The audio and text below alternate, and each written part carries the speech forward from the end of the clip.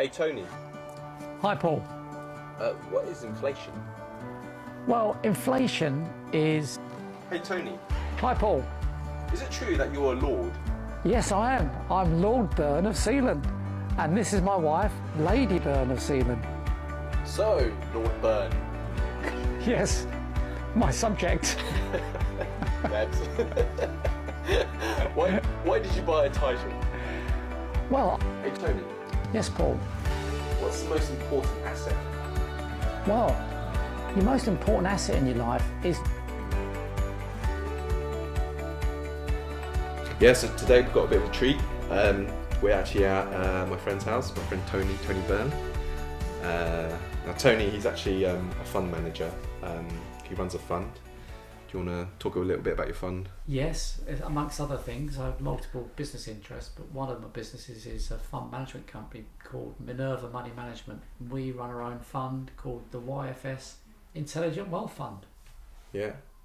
And amongst Tony's other interests, actually how we became friends. We knew each other for a couple of years and stuff, but we only really became close recently. Yes. And that's because I've been helping Tony set up his TikTok and Yes. YouTube brand. Yes. It's called Tony Talks Money, and it's a very interesting channel because basically he talks through, he gives finance tips, wealth creation tips, and it follows this set format where I always say to him, "Hey Tony," and ask him a question, and then he responds and he sort of like gives his wisdom. So it's a really good channel to follow. So check that out. Today we're not really going to be talking about his fund, even though he has obviously wealth of experience dealing with funds and stuff. But today he's actually going to talk about property investment, aren't you? Yes, I am. Yes. So. Well, my property journey has been a long journey because I still don't consider myself particularly a property investor or a property entrepreneur, but over a long period of time, 30 odd years, I've gradually built up a portfolio of properties, which has increased quite a lot in the last 12 months. Because I quite like property. I think a lot of people do like it as a vehicle to invest in, as opposed to funds, because people understand it. It's tangible. You can touch it. You can feel it. You can smell it. And people generally quite like that. The only thing I've been frustrated about with property, though, is that virtually no property investor I know minimises taxes with it to the maximum extent they could. Even the companies out there that specialise in property taxation, the vast majority of them don't really do the job properly, in my opinion. I'm not naming any names, obviously, but there are better ways to save more taxes on property. But the ways of doing it are almost a preserve of the wealthy, the really wealthy ones.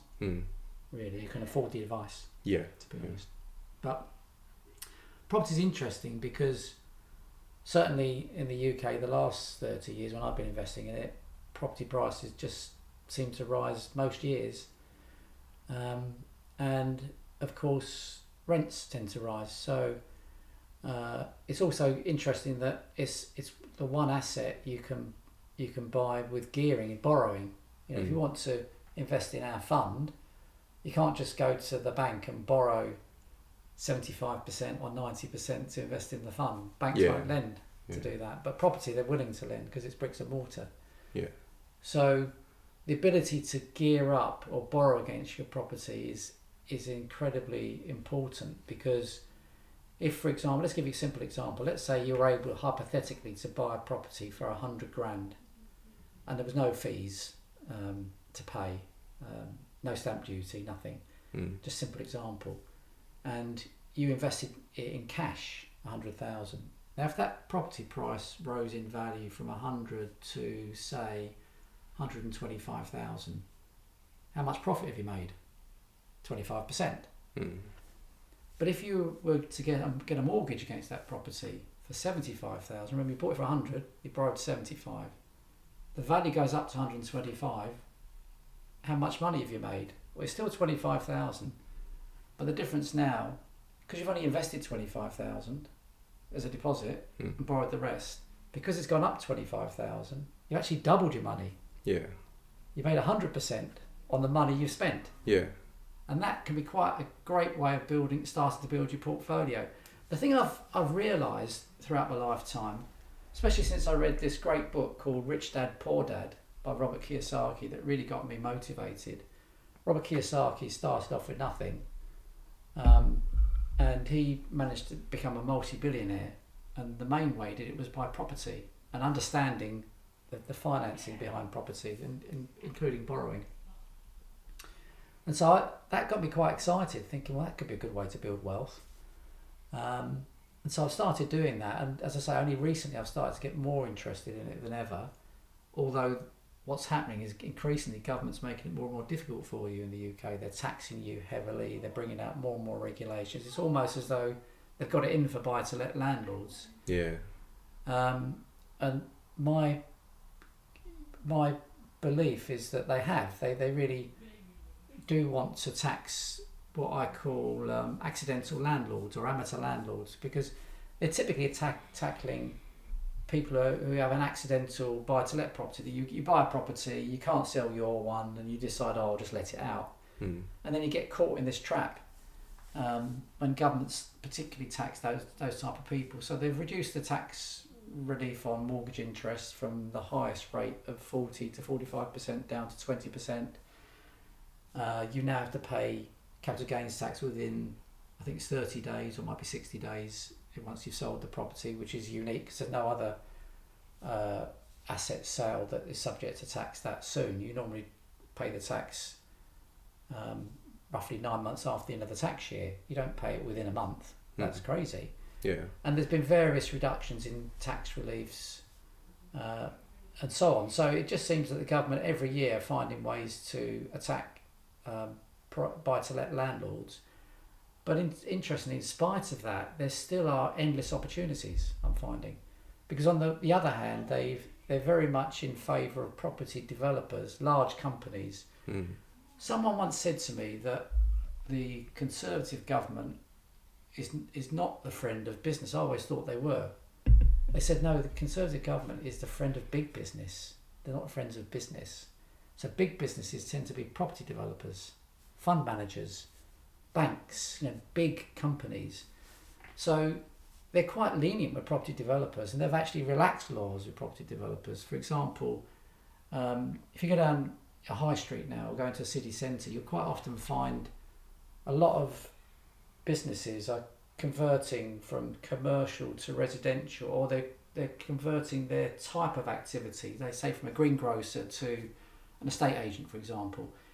All these properties, commercial properties, used to have ratings on like an alphabet level: A1, A2, A3 use, B1, B2, B3 use, etc. And it was impossible to change the use from one extreme to another. You couldn't go from, let's say, that example, greengrocer to an estate agent. Once it's greengrocer, there's only retail shops like that could replace it or similar. And it couldn't go the other way around either, an estate agent to a greengrocer. So what's now happened, that's all been turned on its head, and you can do a lot more changes than you ever could have done before, and completely change the type of business, or just turn it into a residential property. And so there's this saying, isn't there, that with change comes opportunity. And what's interesting is that I've never tried to convert a commercial property into something else, like a residential property, but there's this thing known as permitted development. So if, in essence, what it means is if the outside of the building isn't changed, many times you can convert the inside, like for example from an office to apartments, for example. You still have to get approval from the council, and it's not an absolute given. And there are restrictions to what you can't just do whatever you like. Yeah. And sometimes if it's a big commercial property, there may be certain things you do need to get planning permission on.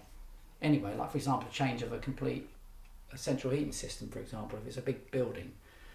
But generally speaking, you can convert these properties to residential, and if you do, what's interesting is that often the residential value of that property is far higher than a commercial value.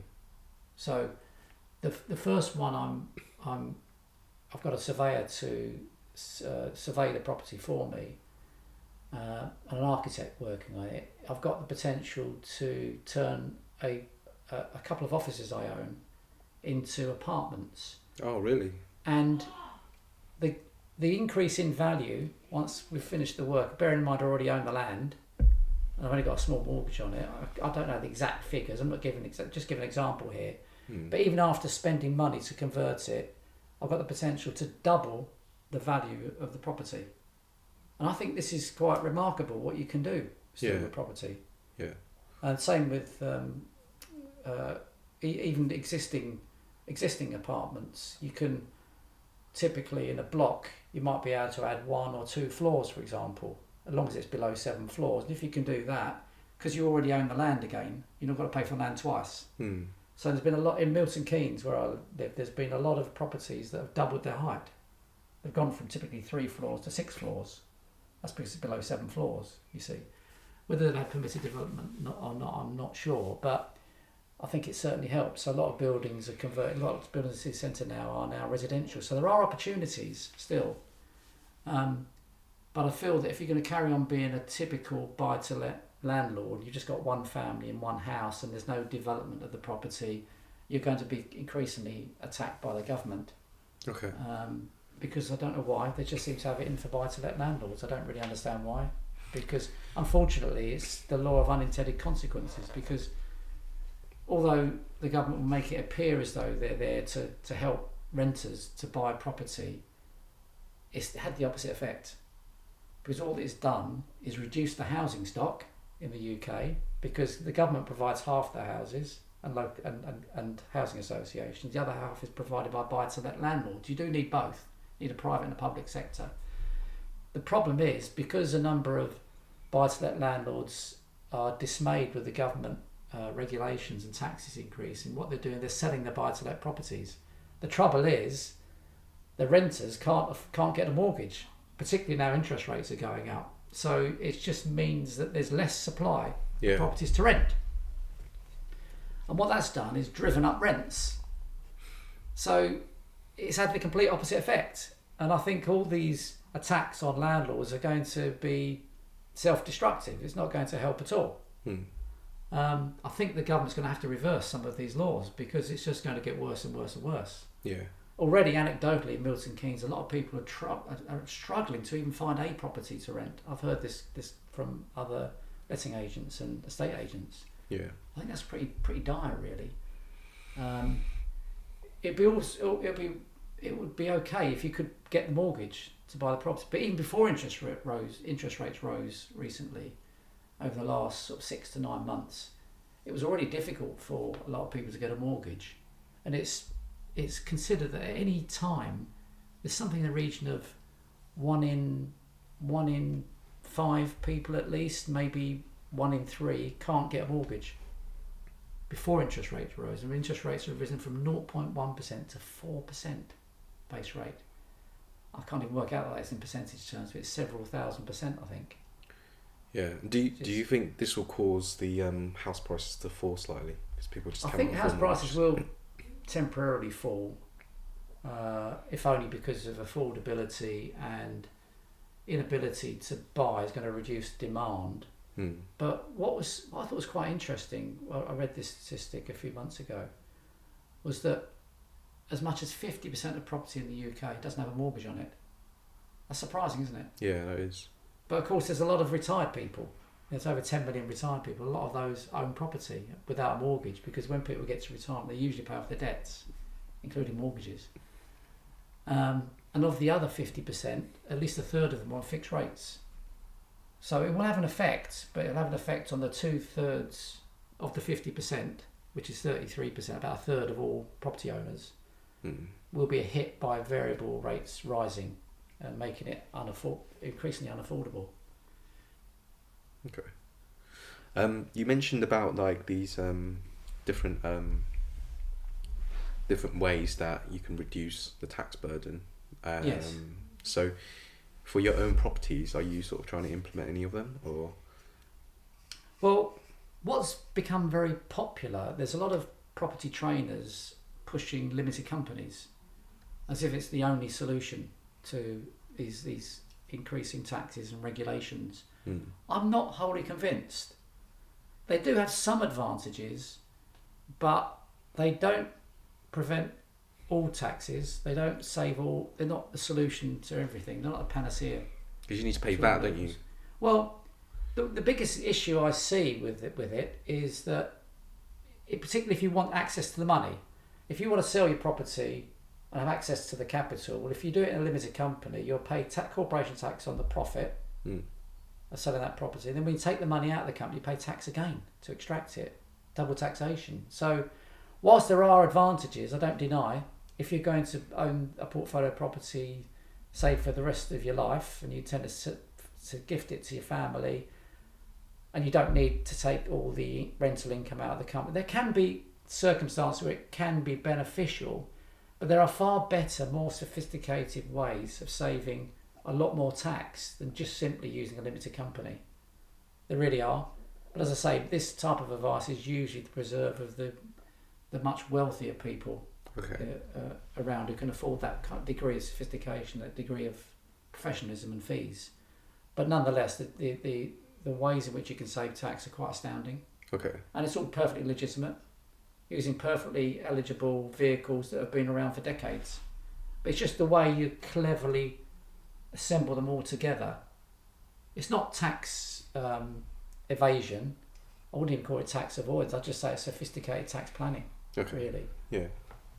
But I think that's far better than simply converting to limited companies, because what these property trainers will typically do, they'll say, oh, well, we've got a way in which you can form a family partnership, husband and wife, for 3 years, put your properties into that partnership, share the rental income, then establish a partnership, like a business partnership with HMRC. You get your you get your official rating as a tax reference as a business, and then you're told you can usually convert to transfer those properties and avoid stamp duty and avoid capital gains tax. But this is all based on a tax case where a lady worked 20 hours a week in a property business. It was a partnership. She transferred her properties to a limited company and was able to successfully argue that it was bona fide and that she could avoid stamp duty and capital gains tax. And the principle behind it is that if you own assets before and after a change of legal structure, say for example from partnership to limited companies, you haven't sold the properties, you still own them, but just through a different legal structure. So the principle is that you shouldn't be penalised for that. Yeah. Now there are immediate benefits. Like for example, let's say you've got a property with big capital gain in it that you've transferred into a limited company. When you transfer into a limited company, all the capital gain is built into the value of the shares that you have in that company. So you could sell that property and it's deemed to have been acquired at the value when you transfer it to the limited company. Even that might cost you a lot less 10, 20 years ago. Yeah. Which means you could sell it immediately and probably pay no capital gains tax. So there are some, I don't deny there are some advantages. Yeah. There are some short-term advantages. But what I think these property trainers haven't taken into account, what if corporation tax rises a lot? We just had a 30% increase for next tax year, from 19% to 25%. What if it goes up to 40%? What if it goes up to 50%? I remember corporation tax in the 1970s was 56%. It's crippling. Then these limited company structures don't look so good after all. The other thing is what we're coming across is with these people who've transferred their properties into limited companies and so far avoided capital gains tax and stamp duty. Well, a number of those cases are being investigated by HMRC now. What if HMRC starts winning and they can prove you're not working 20 hours a week in that property business, because most property investors aren't working 20 hours a week? Suddenly that could all unravel and it could become very, very expensive to these people who've already spent thousands and thousands of pounds creating these limited companies. So I'm not saying you shouldn't have a limited company, but you should realise there are advantages and disadvantages, and I think it's very much the type of thing you should take advice on a bespoke basis. There's no one rule. There's no one rule for all. And like a lot of things, when it comes to complications like this, complexities of the tax system, it's very much are bespoke. It's every case on its merits, and I think there's too much of a drive by these companies, these property tax companies, to just earn a lot of fees. I'm afraid. I don't think. I'll give them the benefit of the doubt. Maybe they don't realise there are better solutions that are more tax efficient. I feel they're too driven by fees, and they're not driven by what is absolutely the right thing for the client. And also, these aren't tax professionals. Quite often, they're not. There may be some tax professionals connected to what they're doing, but these people are usually property investors themselves. They're not really tax people. Okay. And I'd rather go to a properly qualified, fully qualified tax expert to get the advice and get it right. So I do think, whilst there's massive opportunities in property, there's the problem I find with it, because I work in a regulated profession, financial planning. So I've always got a financial planning company and a fund management company, highly regulated. The problem with property, it's very under-regulated. And you need a happy medium. You don't want too much regulation, which we've got in financial services, but you don't want too little either. And I find in the property market there's too little. And there still unfortunately exists too many trainers, too many property trainers that are selling get-rich-quick schemes that are fooling very naive members of the public, making it sound very easy. They never talk about any disadvantages. I find it quite misleading. You know, it's not to say there aren't good ones, and it's not to say you can't learn things from these people, but I would just be very wary before you fork out thousands of pounds on a course. Just question yourself. You know, why is this being sold? Why is it they're trying to make it sound so easy? Because if it was that easy, everyone would be doing it, wouldn't they? Well, I guess they're trying to sell courses, aren't they? Exactly. They're trying to sell courses rather than is. get you to be rich, really. They're trying to get themselves to be rich. Well, exactly. And you also got to question yourself, if it's that easy to make money out of property, why are they bothering with courses? They can make far more money out of the properties themselves. Why are they wasting time running courses? Because they're making more money out of the courses than out of property. Yeah. I suspect. True. That's true. So, whilst it's good news, you know, all these changes, on the other hand, just be very wary who you take your advice from. You know, get sound advice from people that have really got your interests at heart. Yeah. Where are you going to find them? Well, you're looking at one. Buy Tony's course instead. Genuinely, I just want the right thing for clients. I've always been like this because I work in a highly regulated profession. Yeah. I can't help but have the same mindset in a highly unregulated industry. Like it's property. And this is what you're trying to do with your Tony Talks Money brand, isn't it? You want to give not necessarily, you sort of sharing your own experiences and stuff. Exactly. Your own genuine thoughts on things. Idea. That's the idea. The idea is to spread the word. I mean, I've been a regulated financial planner for many years. By the way, this isn't alcohol. Yeah. It's alcohol free. This is alcohol free. Drink down the pub. Let me know what you think, actually. Let's have a look. It's actually quite good. It's good, isn't it? Really good. It's really good. Better than beer. Look at the ingredients, though. It's got... So what I like about this is I used to drink another brand of non-alcoholic lager, and it made me feel really drowsy because it was unfiltered. Right. And after drinking this, I was just like, this gives me that relaxation, but it doesn't make me feel drowsy afterwards. Doesn't even taste like alcohol, really. No. But that's good. Where did we get to? Oh yes, because I'm used to doing the right thing for clients, I can't help but do the same in property, and I want to anyway. Why would you? I always felt that people who take advantage of others will always pay for it in the end, because I believe in karma. I really do believe that, and I do believe what goes around comes around. So it's a far easier and stress-free life if you just do the right thing for people all the time. Yeah. Now, the reason I've created this Tony Talks Money, well, mainly due to you, Paul, the Tony Talks Money channels, is because particularly millennials and younger generations and can't really get access to financial advice from financial planners, even if they want it. I know most of them probably don't even need that, because these days, of course, you can get your apps on your phone, can't you? The trouble is, there's lots of investment apps, but where's the financial planning? Where's the tax planning? Where's the financial planning. I find it with my own children, particularly my eldest son. He's doing quite well now, and he's got his own investments. He's bought on these apps, but suddenly he needs tax advice. You don't get that on these apps. And there's become like a deficit now, like a advice gap they call it, because financial planners have increasingly had to increase their fees because regulations have got so intense and it's pushed the costs up. It means most financial planners have to limit themselves to acting for wealthier and wealthier individuals. Yeah. Because otherwise they've got a model that increasingly is unaffordable. So that means that younger generation generally, which generally at the moment is less wealthy, don't really have access to financial advice whether they want it or not.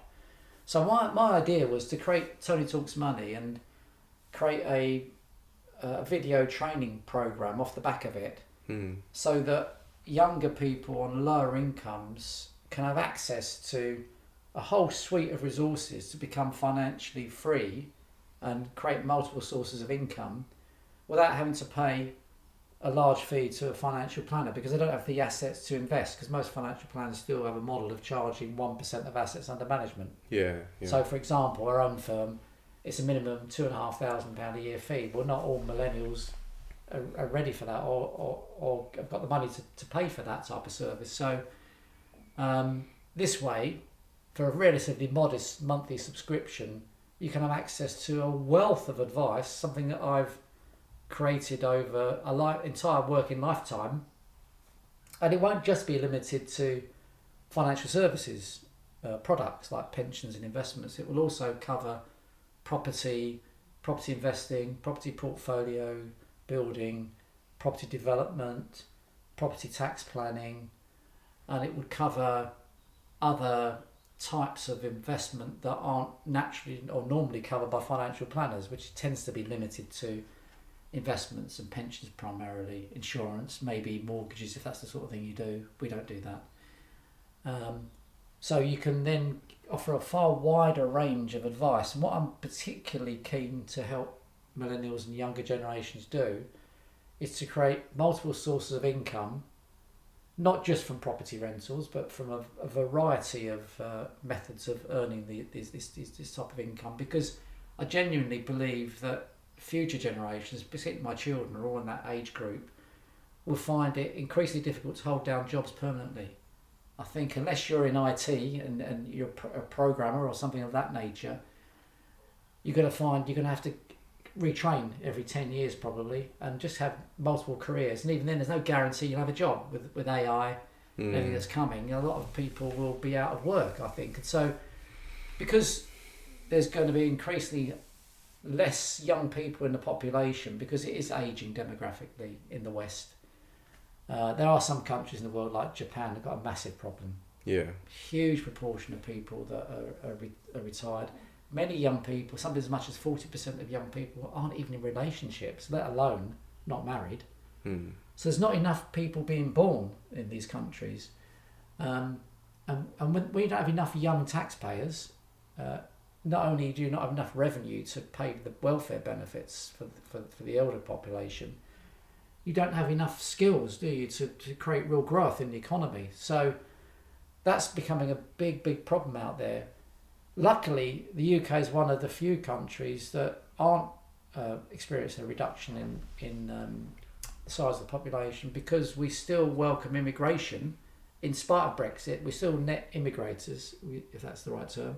We still have more immigration than emigration in the UK.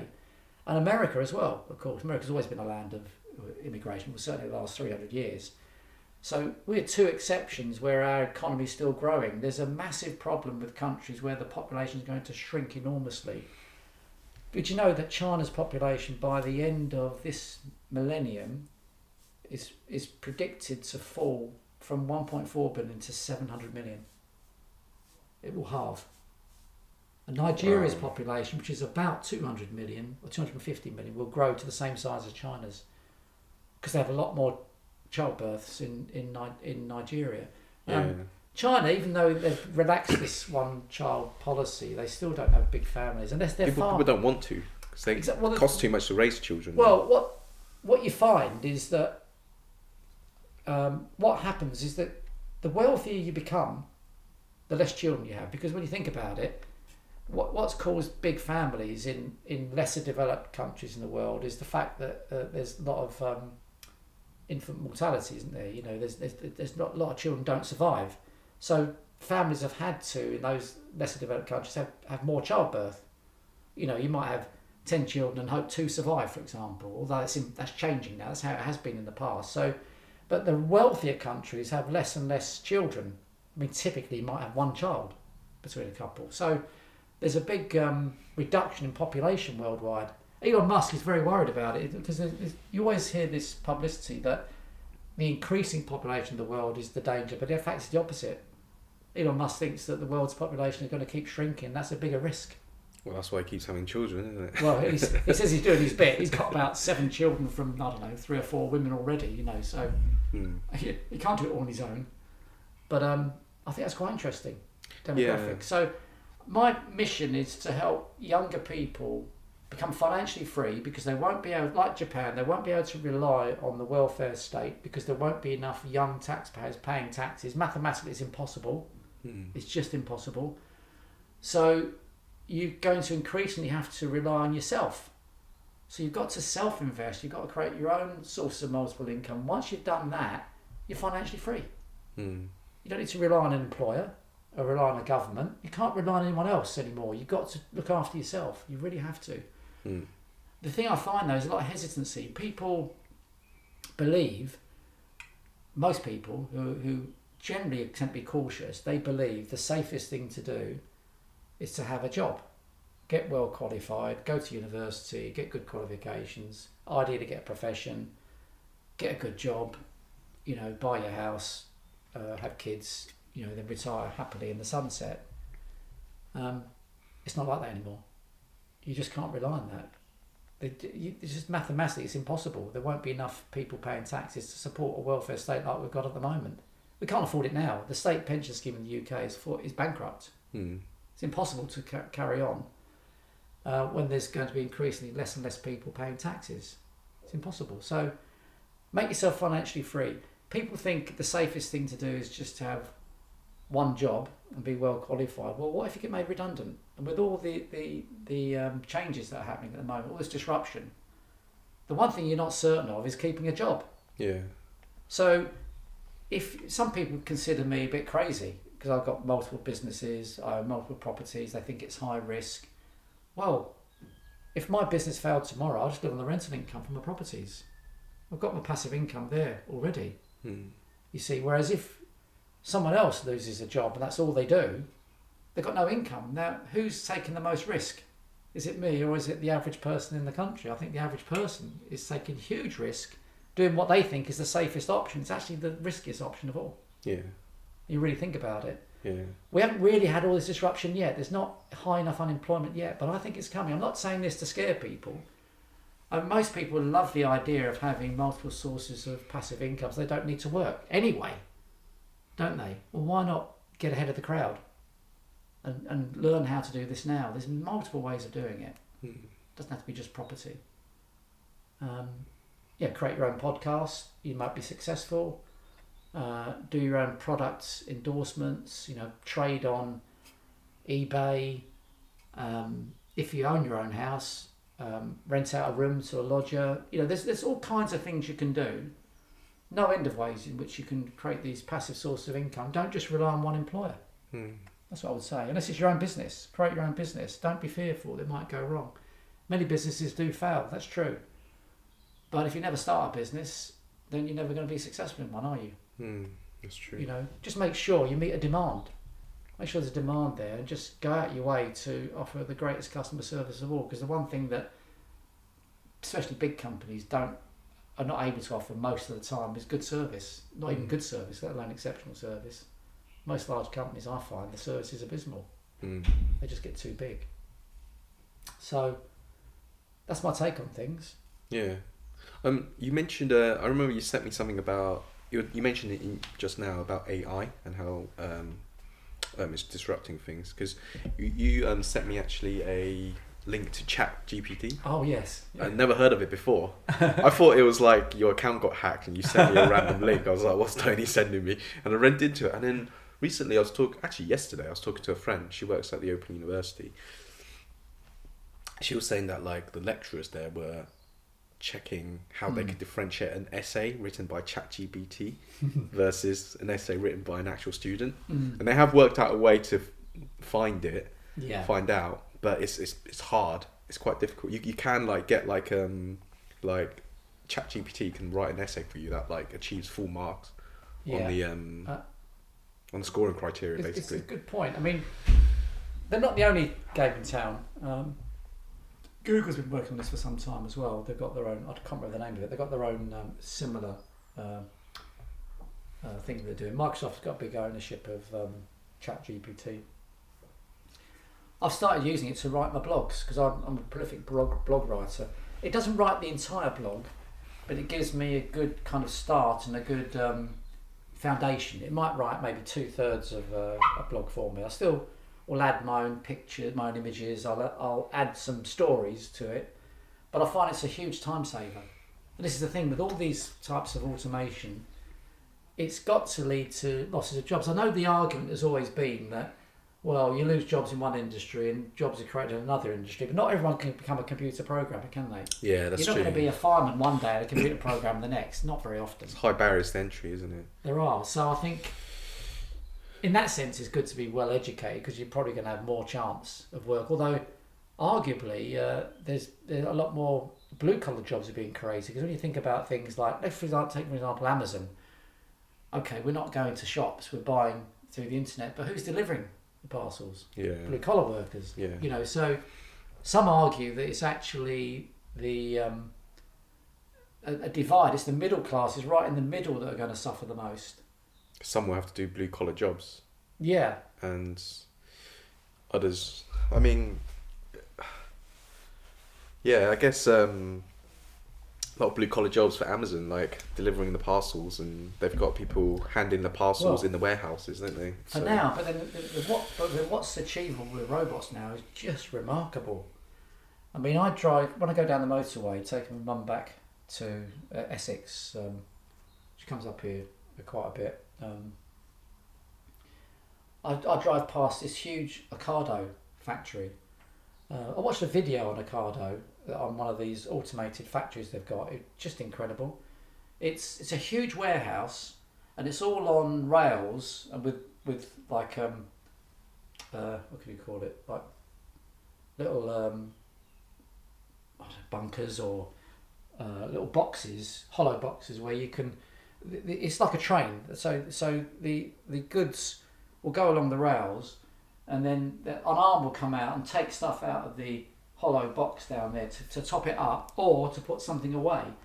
And so they had this massive warehouse that normally you'd probably expect there to be, I suspect, 100 workers or more, with forklift trucks everywhere. Here there was 7 people working there. A robotic warehouse. Yeah. That's the way things are going to go.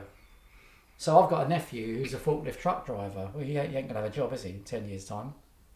You know, a lot of these jobs will go. And I watched if you watched any of these videos on robots, what they can do these days, it's just incredible.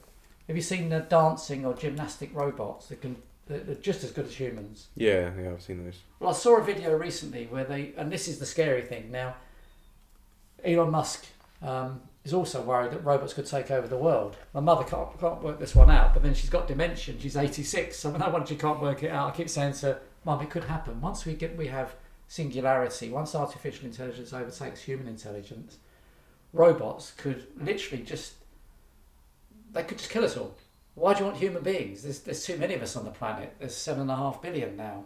Yeah. And we haven't done a great job of managing the planet so far, have we? No. And they'll see, what have humans done? Oh, they go from Russia to Ukraine and kill people. Let's just kill the humans. I mean, it's like Terminator, isn't it? Yeah, so, Terminator. I watched this video recently and I couldn't believe it. Did you see the video of a robot shooting? No. Well, this robot was programmed to shoot targets quite a way away, like 30, 40 yards away. And what these men did, they got these great big poles and bits of wood, and they were bashing this robot, and they kept kicking it and knocking it on the ground. Every time it got up, and you wouldn't have thought it had been hit hard. It did a perfect shot at all the targets. Every time, bullseye. Really? And then what had happened, a man stood right in front of the target. Fortunately, the robot was programmed not to shoot human beings. Yeah. But you can just see it being reversed, can't you? Yeah. You can just see it being programmed to shoot human beings. Yeah. And so when my mother says to me, oh, but you always need humans because they've got to build the robots. I said, no, Mum, the robots will build robots. Yeah. So I don't think they program the robots as well. I don't think I don't think it's an exaggeration that Terminator could actually happen. I'm not trying to scaremonger people, but it's conceivable, isn't it? Yeah, definitely. Personally, I'm an optimist, and I think that what will happen, there'll be increasing resistance to too much automation. I watched another video that showed in China, you may have seen this one, there is a robot restaurant, 100% robotic, in the sense that the people who make the food in that restaurant are robots, and they've got hundreds of recipes. The people who serve it are robots. Now that's a human somewhere in the cycle, mustn't there? Yeah. At the very start. But not many humans, and this is a huge restaurant in China. And I'm thinking, I can't think of anything worse than going to a restaurant and just being served by robots. The food might taste great, from this recipe created by a robot, but I want the human interaction. When I go to a supermarket, I hate the automatic tills because for some reason there must be something they sense about me. I always have to call the assistant. I can never ever get through without being called. As soon as I put my bag down, that's it. I've got to call the assistant. I think you're nicking stuff, that's why, Tony. Anyway, they've now got cameras, haven't they, now as well? Yeah. But what I do like is when you go to a supermarket and there's enough tills that the human being can serve me. So even though I love technology, I'm not a technological person, but I love what it can do, the automation and the time saving and all that. I think it's a bit soulless just to live in a robot-only world. So I'd rather have a person serve me. So if I go to a shop like Costco, which I rate very highly, even though it appears quite old-fashioned, it doesn't look, the way the tills are laid out and the staff there, it looks a bit old-fashioned. You think, well, why they got a paper receipt and they're ticking it off as you go out the exit, and why are they looking at your card as you go in? But one thing you get with Costco is extraordinary customer service. You get to that till, there's never an automatic checkout. There's always usually two people. They help you put your shopping on the runabout, and they help you take it off quite often. But you go to other supermarkets, they don't. They just sit there at the till, just sit there like that, and just let you do all the work. Yeah, like Lidl, the throwers. I don't like just that. like throw the stuff. I don't like that. I think it's not their fault, because the way these tills are set up, they can't actually help you, because quite often there's still these silly perspex,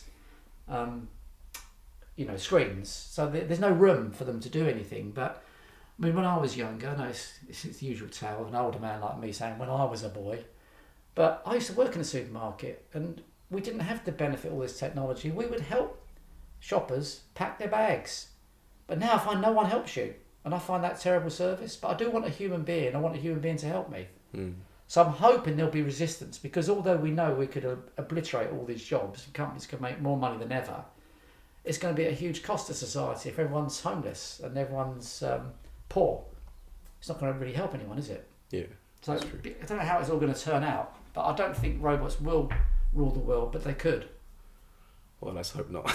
Because let's face it, what are the rogue states going to do with their robots? Yeah, exactly. They're going to program them to kill us. I mean, if you look at like Russia and Ukraine, they're already using a lot. Like this is like the first like major war where they've used a lot of drones to, like small drones to just drop grenades and stuff on soldiers.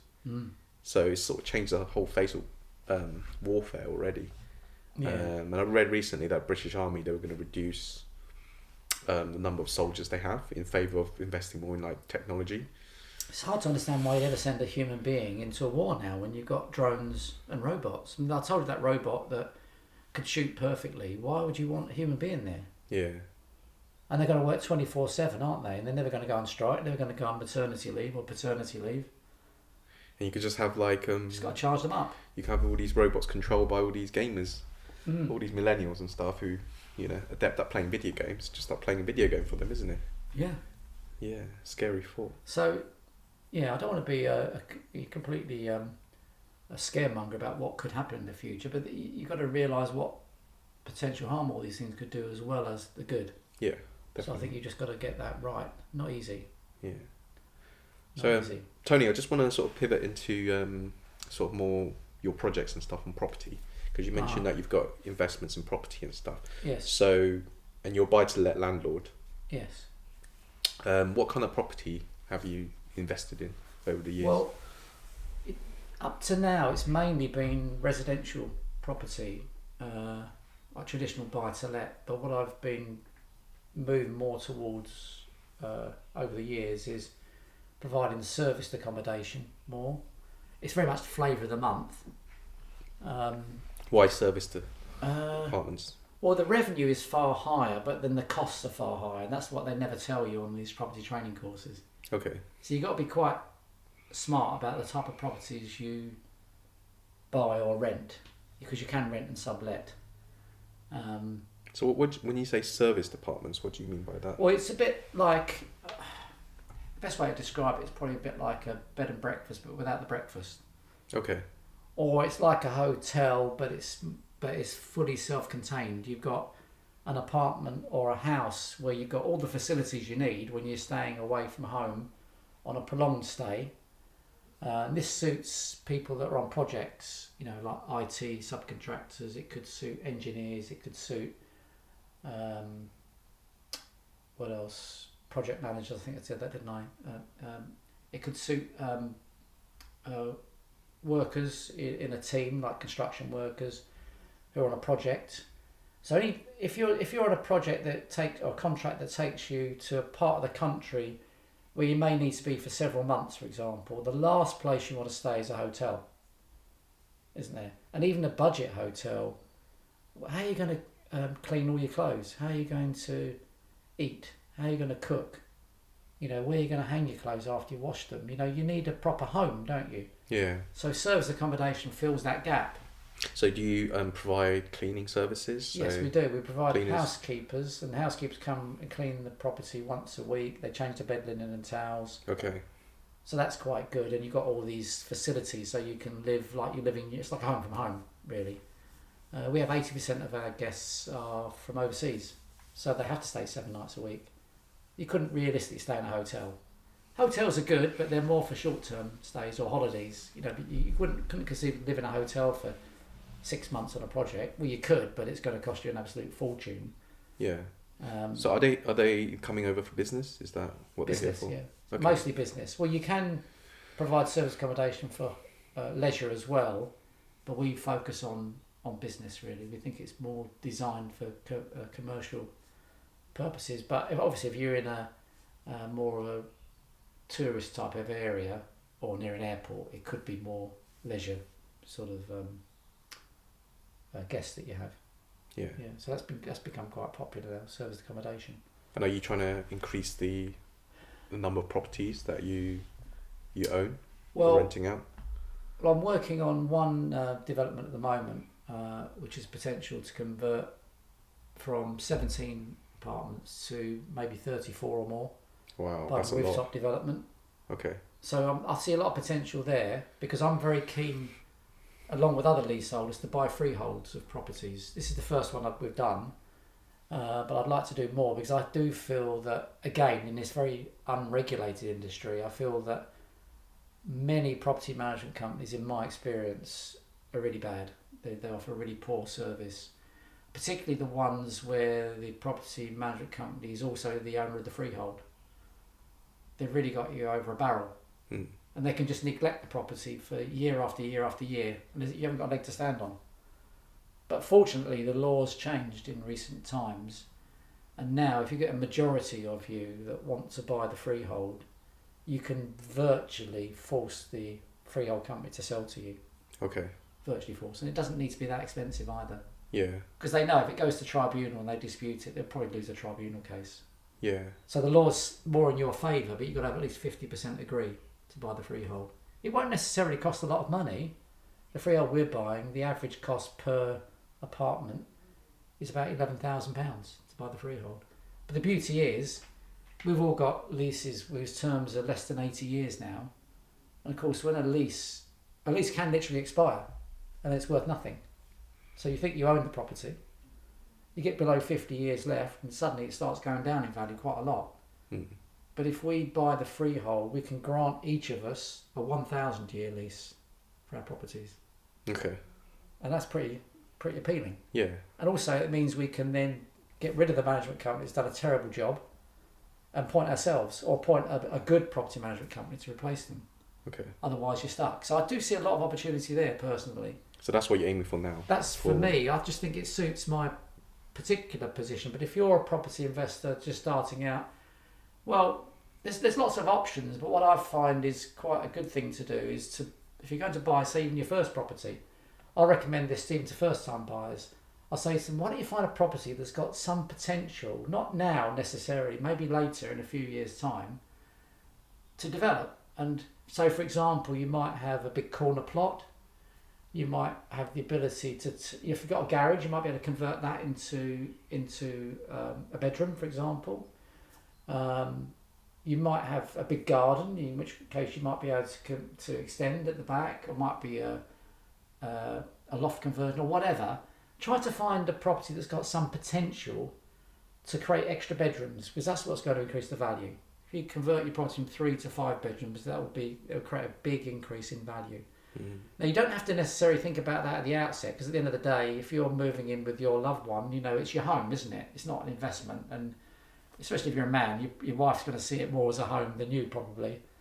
But I do think it's good advice to buy a place that's got potential to be developed, if not now, later.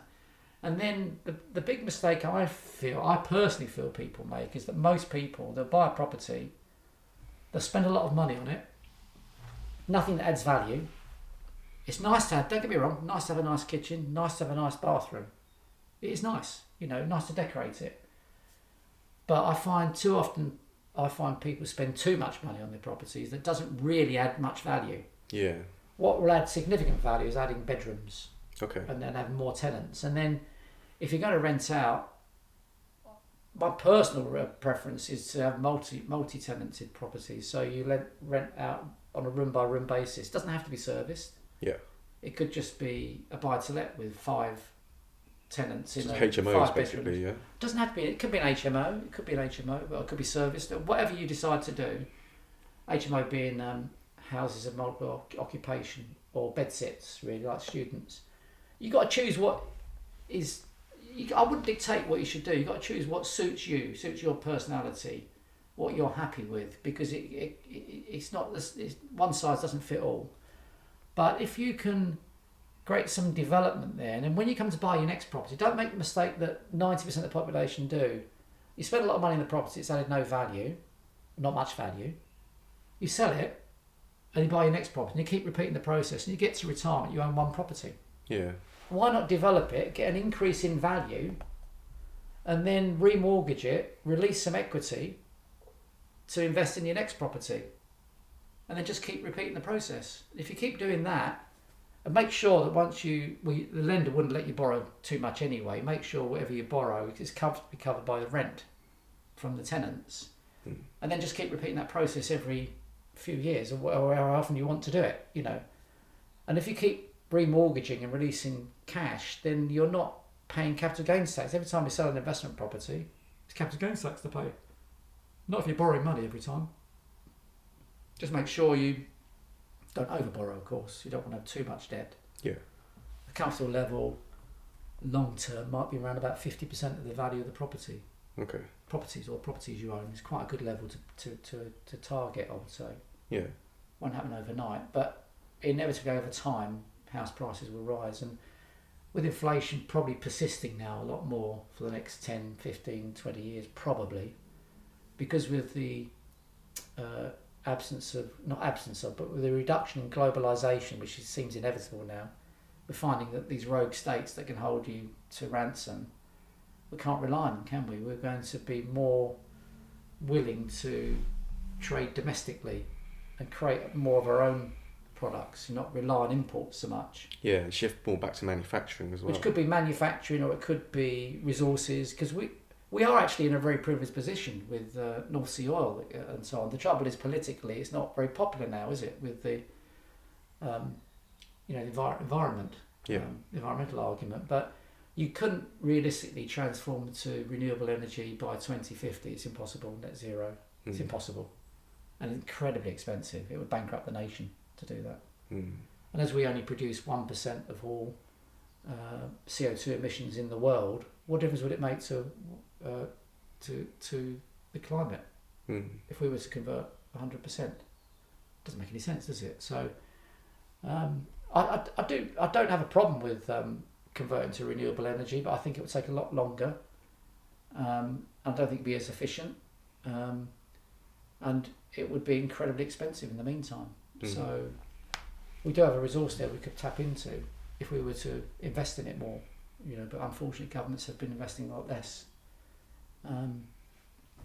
So I do think inflation will probably persist, because we've had an extraordinary period of low inflation because we've been able to import all these cheap goods for so long, haven't we? Yeah. All your life probably. Yeah. But I've noticed a huge reduction in costs of imported goods, China typically. We don't want to be beholden to all these other countries, do we, though? Because now there's too much geopolitical risk. Yeah. So I did intend to have this conversation, not get political, but unfortunately it always gets political when you start talking, isn't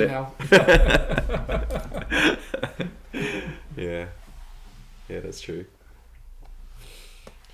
Yeah. But yeah, there's lots of opportunity in property. It's a very creative industry, I find. But just be aware of those sharks out there. Yeah. There are many. And you enjoy investing in property? I do. They're like wolves in sheep's clothing. Yeah. Yeah. Yeah. Red Riding Hood. You've got to be a bit careful. The most charming people are often the worst. Just always question people's motives. Yeah. If they're charging thousands of pounds for courses, there's a reason. Yeah. It's very lucrative for them. And I've bought these courses before, and some of them have been quite good. But again, a lot of it is like they give you information, but then you still have to apply it. So if you don't apply it, it's not worth anything anyway. Well, this is it. But that's why you've got to be careful. I mean, I went on a course recently, and I did learn a few things. It was quite useful, but it was just, I won't name names, but basically the trainer was just making it sound so simple and so easy. You could make such a lot of money, and never talked about any downsides ever. And you do get downsides. Yeah. You do. You get all kinds of problems that crop up. It's not. I don't like it when it's painted out to be so easy. Well, I suspect a lot of people on the courses are a bit sceptical as well, because that's why so many of them don't take any action afterwards. Yeah. Do they? Yeah, that's true. So I do think that's a great shame. You just have to. I think it takes a certain kind of person to do. To follow through with the course. Yeah. You have to have the faith, in yourself and in the material, and you have to have the ability to handle risk as well. You do. You do. Yeah.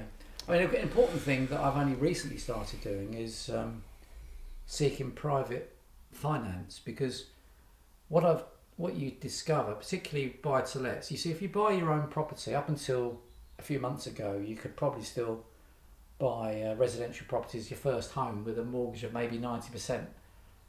I haven't checked the market if you can still do that, but I suspect it's harder now because of interest rates rising. But certainly for buy-to-lets, lenders use this stress testing model. In other words, they look at how much the mortgage is costing today, what the rental income is. They want there to be a good surplus, rent there, mortgage there, building in an increase in mortgage payments, potential increase if interest rates keep rising.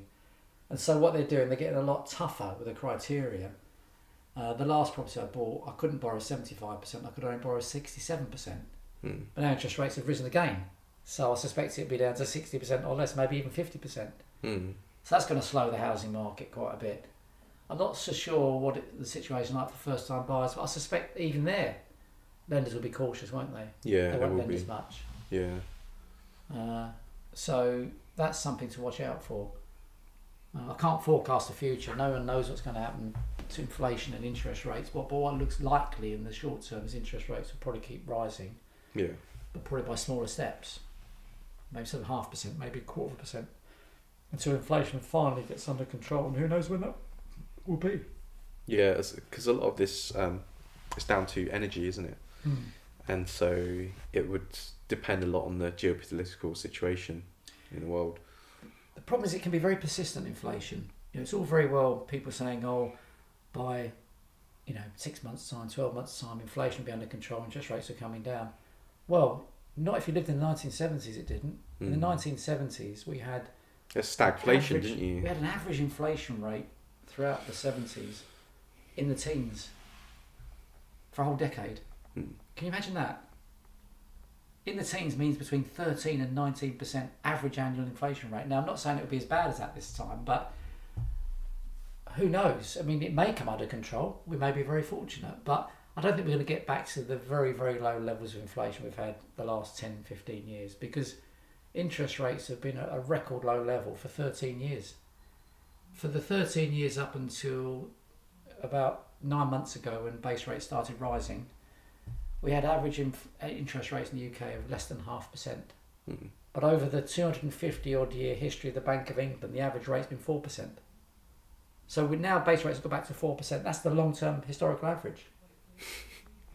You can't have an interest rate of 0.1% or negative, can you? Yeah. For year after year.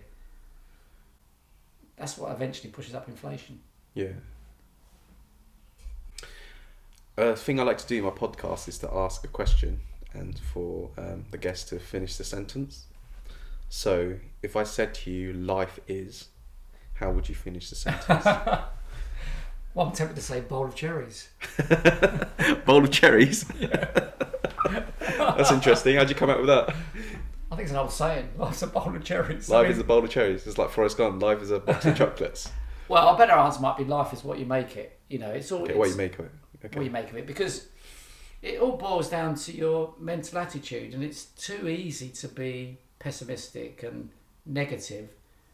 Although I'm well aware of what challenges are ahead, on the whole, I'm a die-hard optimist. I think that's the only way to be. Winston Churchill once said, I've always been an optimist. I couldn't see the point of being anything else. And when you think about it, it's a miserable life if you're always pessimistic, and aren't you? And negative. It's not a nice life to live. No. And so I've chose to not live that way. Now, I've been blessed really so far. I've not had any serious health issues. I had a lot of challenges in business. I've been married and divorced twice. I'm third marriage. Hopefully the last, third time lucky. Should be. So I've had a lot of challenges, but not as bad as some people. And what I've found is that if you have got a positive mindset, you tend to attract better fortune. Because I do believe that you, in this law of attraction, that what you focus on, you attract. Yeah. I really do. Self-fulfilling prophecy, isn't it? Yeah, I really do. Pygmalion effect, call it. Well, something like 70 or 80% of all illnesses are psychosomatic. I think it might be near 100%. I suppose because there's accidents that happen as well, of course, but it's huge, the amount of illness through negative mindsets. So I'm not one of these rah people, going on, well, I've been on Anthony Robbins' course and that was quite extraordinary, but I do think it generally is a good idea to be positive and think of the positive outcome. It makes a massive difference in all walks of your life, not just financial or property. Sport, relationships. You've got to try and be as positive as you can. I don't mean kid yourself. You're still going to go through bad times. You're still going to have some bad luck in your life and some real blows, especially when you lose loved ones. There's no point pretending that didn't affect you. Oh yeah. My wife died in a car accident, but I feel great.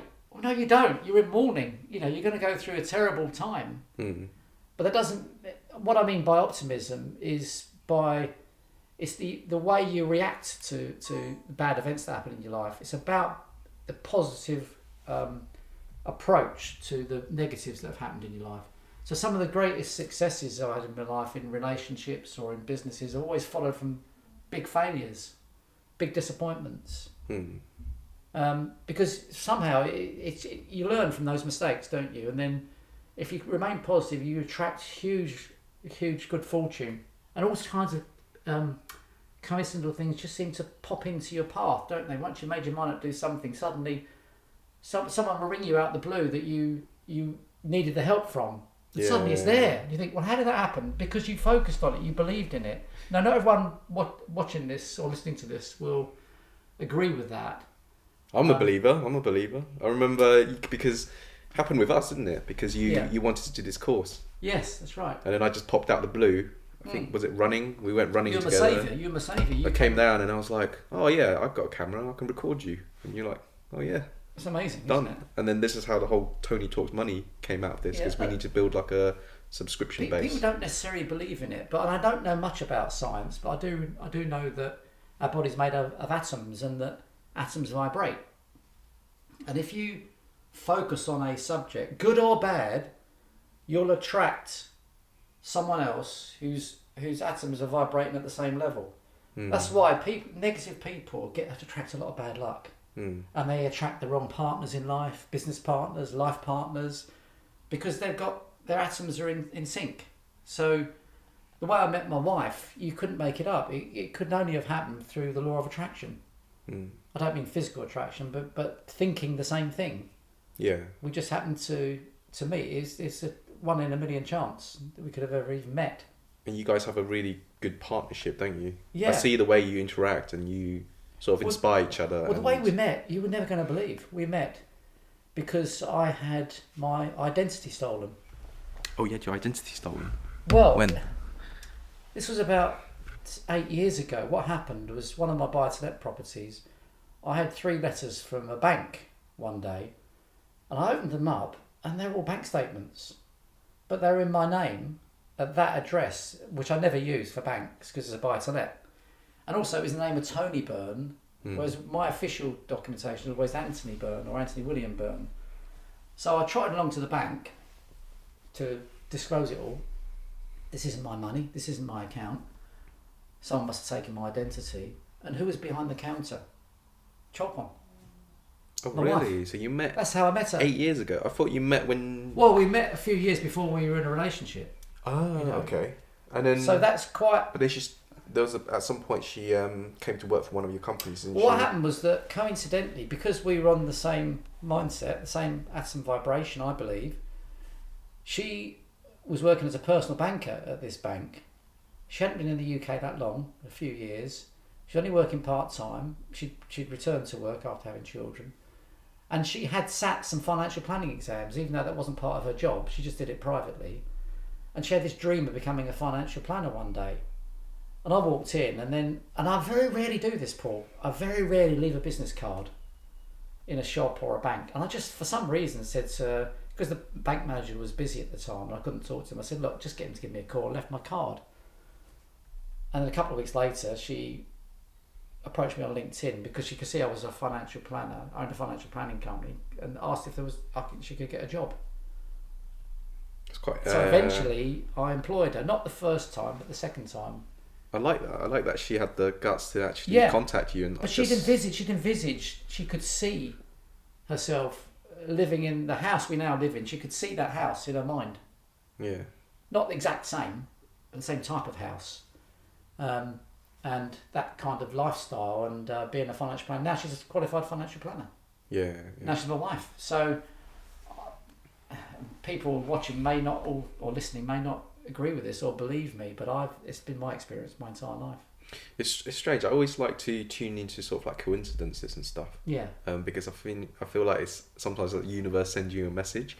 And I remember there was one of my former lodgers. She's a friend of mine, really close friend. She came to stay with me for a night because she was going to go see her parents and stuff. So she came and stayed round and we caught up for a bit. And then she's quite religious. So she asked whether I wanted to watch a sermon with her. So I was like, yeah, all right. And the title of the sermon was, it was from the story of King David in the Bible. And the title was, Create in Me a Clean Heart. Ah. Okay, so it's interesting. That was the title. And then Due to personal reasons, that story has like a lot of meaning for me. Like, so when I always hear that story, it's a story of basically David and Bathsheba. That always moves me quite a lot. And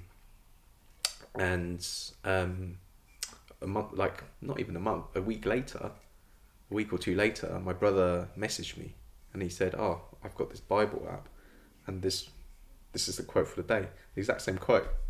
And I was like, "Whoa, what is this?" And it's like this happened in like January, so I was just like, "What is this, like a message for like the new year or something?" Yeah. Don't do anything naughty this year, basically. Yeah.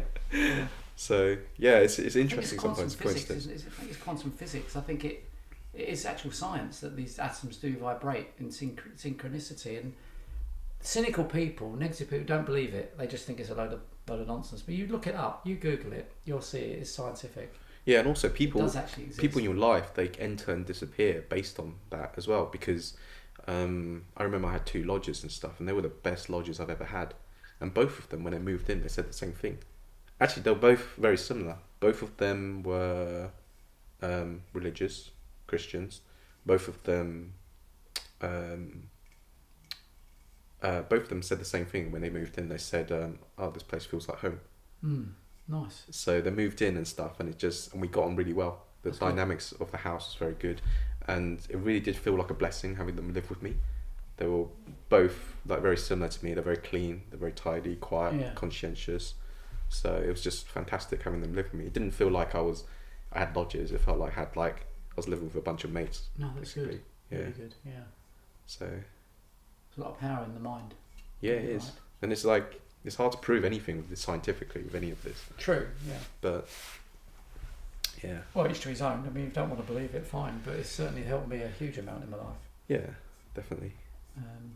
But up to each individual what they want to believe. But I certainly find it works. For me, it's interesting. Always like synergistic relationships.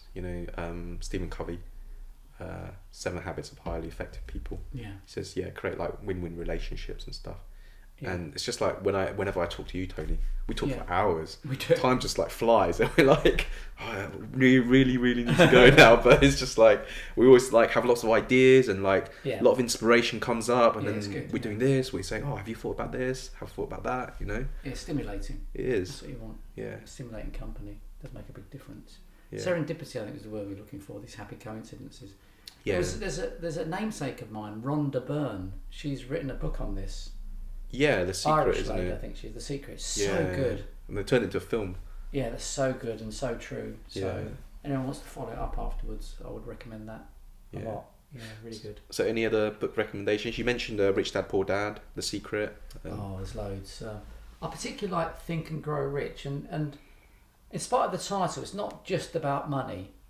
It's about growing rich in all aspects of your life. So not just wealth, but also relationships. A wealth of experiences. And health and happiness.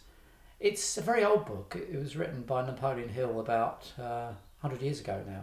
Yeah. And he went out and interviewed a lot of very successful American multimillionaires. And he learned the secret, Think and Grow Rich. It's literally in the title. Think and Grow Rich. It's all about the mind, Yeah. And it's a very interesting book, but very old language. I like 7 Habits of Highly Effective People. I think that's a brilliant book. I like Rich Dad Poor Dad, we've already mentioned. I think that's a super book. I think they're probably the main ones. Have you heard of a book called As a Man Thinketh? Yes, I've read that. That is my favourite. That's probably that's the first ever book on personal achievement. That's probably where Think and Grow Rich comes from. Yeah. Also, if you run a business, especially if you run a small business, what's his name? The E-Myth. The E-Myth. The E-Myth. Revisited. Yeah. Something E-Myth. Michael Gerber. If you run a small business, you must read this book, Think and Grow Rich, because to me it's the Bible of small business. That's the way to run a business. And what he talks about in that book is that E-Myth Revisited, Yeah. why most small businesses don't work and what to do about it. What he talks about is people who start most small businesses. He says they have an entrepreneurial seizure. So 1 minute you're a good accountant, next minute you think you can run a good accountancy practice. Not necessarily. Yeah. Two different skills. Yeah. Being a great accountant doesn't mean you can be a great manager of a business. You see, and you see this all the time. If you follow sport, you see, like for example in football, rarely do you ever get a great player becomes a great manager. Totally different skill sets. More often than not, you get a very average player who becomes a great manager. Because it's about man management, isn't it? It's not about your personal skills. You know, so it's the same with business. So what he teaches you, Gerber, mainly is about having great systems and procedures, great documented systems and procedures, and use those. And he particularly likes franchise type business. And I think that's true. You've got to have great systems and procedures. It's boring. If you're an entrepreneurial person, you don't want to create systems and procedures. The last thing you want to do. But you've got to get someone who's competent who can do that for you. And the idea is that your business will run far more efficiently with great systems and procedures. Now, in big companies, they've got them anyway. They've got these systems, procedures, manuals. And we're talking about the vast majority of businesses, which are small. And the vast majority of people employed in the UK and probably abroad as well work for small businesses, less than 10 staff. Most businesses are like that. The big businesses are the exception. But if you have great systems and procedures and systemize everything, you can have a very successful business. And the classic examples he uses quite often is McDonald's. Now, I'm not saying it, I mean, personally, I don't like the food they sell, but I do think it's a great business, brilliant run business. business. Yeah, really well run. Whether you like the food or not is by the by. You go to that store, you go to that restaurant, it's a restaurant, isn't it? And it's like space age, isn't it? I mean, isn't it clever? They get you to do all the work for them. You type in on that screen what you want and pay for it, and all they've got to do is prepare it. Yeah. But what's great about their systems is that any company that can get 16-year-olds to work for the minimum wage and work flat out all day has got my respect. They must have great systems to make them work that hard. Yeah, don't definitely. Yeah. Because most of the time they just want to get on their phones, don't they, kids? They're still on their phone whilst cooking sometimes, but I doubt they can do it at McDonald's. So, whilst it's not a great product in my view, it's got its place though. Yeah. They do some healthy stuff, but in terms of systems and procedures, remarkable restaurant. And back to service, I've eaten in some of the nicest restaurants you can imagine, but in terms of service, it's second to none. McDonald's, because they serve you quickly. It's pristinely clean. The toilets are amazing. You could eat your food off the toilet seat. It's so clean, and I respect that. I actually think toilets are probably the most important room in a restaurant. It tells you everything about the owners, doesn't it? If you go in that toilet and it's a state, they don't care about anyone, do they? They really don't. But McDonald's perfectly clean. So yeah, I think in terms of systems and procedures, remarkable. That's what Gerber likes. Because it's hard to. But his argument is that you can't manage people. He said because most people can't manage themselves. You can't manage people. You've got great systems and procedures. They'll do the job 70 to 80% as good as you. Because we all, as business owners, deceive ourselves. We all think no one's going to be as good as us. Whether it's conscious or subconscious, probably subconscious. We would think, and then we end up doing all the work ourselves. Well, you're never going to grow your business. You always have a one-man band business, won't you? You've got to trust people, but with great systems and procedures, they can do most of the work for you. Otherwise, you could never become Jeff Bezos, could you? No. I mean, Richard Branson, I always say, Richard Branson, yes, he delegates a lot. Look, if not, because he can't fly all the planes, can he? Or drive all the trains. He's got to have staff around him who can do all that. And you've got to delegate, but employ great staff and pay them well. It's a false economy, just pay them cheap. Getting it on the cheap. You see it all the time when you go into these shops and they've got very underqualified, unknowledgeable staff, unmotivated on a minimum wage. You can tell, can't you, just by talking to them? It's a mistake. You've got to invest in your staff, give them lots of training, pay them well, got lots of benefits, because although your wages bill will be higher, you'll save money in many other ways. Because, for example, they'll make far more sales than a very uneducated and untrained person, won't they? You'll have less recruitment costs. You'll be more profitable. So overall, and I read this in a book called Firms of Endearment. That's another good book, Firms of Endearment. A study in America about the most successful companies. And that's what they did. They invested heavily in the staff. And the idea is that you've got to serve all your stakeholders, suppliers, employees,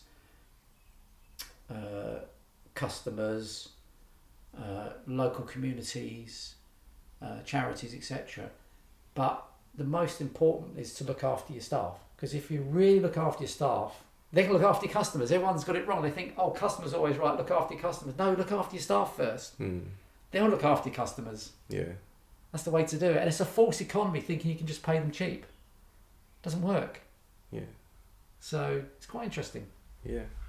Well, unfortunately, that's all we've got time for, Tony. Thank you very much for doing this podcast. Really enjoyed it. It's been fascinating. Thank you. Always good to talk to you.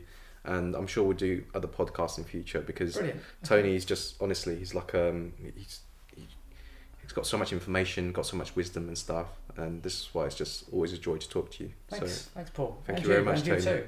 Okay. Thanks very much. Bye, guys. Bye, folks. Bye.